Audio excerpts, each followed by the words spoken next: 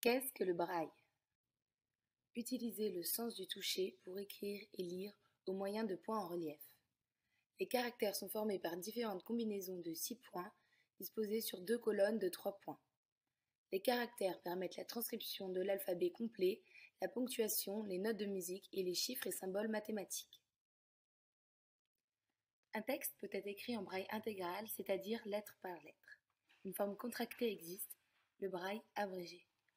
On ne parle pas de traduction, mais de transcription, car il s'agit d'un code et non d'une langue. Un document qui n'est pas écrit en braille et qui n'est donc pas lisible par un aveugle est dit noir ou en noir. Le braille peut être produit de différentes manières. À la main, avec une tablette spéciale et un poinçon. Les machines à écrire apparaissent vers 1892. La plus célèbre est la Perkins. En 1950, les premiers programmes informatiques de transcription de texte en braille apparaissent. Les plages braille, dispositifs électromécaniques, affichent en temps réel des caractères braille issus, le plus souvent, d'un ordinateur. Ici, le braille est affiché de manière éphémère. L'histoire du braille. 1809. Naissance de Louis Braille à Coupvray en France. 1812. Louis Braille perd un œil par accident. L'autre œil s'infecte et il devient aveugle à 5 ans. 1819. Louis Braille entre à l'Institution royale des jeunes aveugles de Paris et se révèle être un brillant élève. L'apprentissage de la lecture et de l'écriture se fait alors avec des caractères gaufrés en relief. Ce procédé s'avère peu efficace. 1821. Louis Braille et ses camarades expérimentent un code inventé par Charles Barbier et appelé sonographie. Ce système représente des sons à l'aide de 12 points en relief. 1829. Louis Braille modifie et perfectionne le code Barbier. Premier exposé du procédé Braille. 1837. Une seconde édition du procédé donne la version définitive de l'alphabet Braille. Le procédé Braille permet une vitesse de lecture plus rapide en comparaison au code Barbier. 1852. Mort de Louis Braille. En hommage national, sa dépouille repose au Panthéon. 1854. La France reconnaît officiellement le Braille. 1953. Uniformisation internationale du Braille sous l'égide de l'UNESCO. Le processus de transcription et d'édition en braille d'un livre. Étape 1.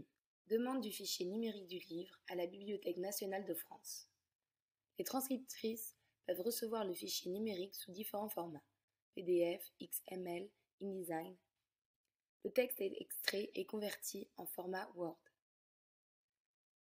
Capture d'écran de la plateforme de transfert des ouvrages numériques dit Platon. Étape 2. Préparation du texte pour être traité par la suite avec un logiciel de transcription en braille. Mise en forme et codification sous Word. Étape 3. Le texte est inséré dans le logiciel de transcription en braille DBT, Duxbury Braille Translator. Le texte du livre est transcrit en braille intégral et abrégé. En capture d'écran, l'extrait d'un livre en format Word et sa version en braille.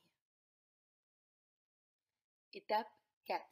Le livre est embossé en un exemplaire pour être relu et, si nécessaire, corrigé. Des personnes aveugles bénévoles se chargent de la relecture. Ensuite, la transcriptrice apporte les modifications relevées.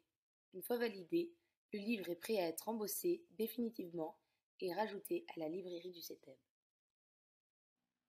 Étape 5. Une fois le livre commandé, les techniciens de l'atelier le façonnent. Le livre est envoyé par la poste. Le CETEB bénéficie de la gratuité de l'expédition grâce à la franchise Braille représentée par le sécogramme. Les moyens de production du Braille.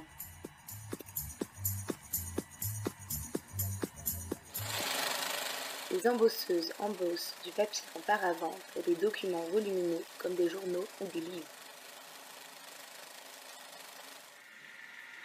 Les embosseuses embossent du papier bobine, elles sont utilisées pour les relevés bancaires.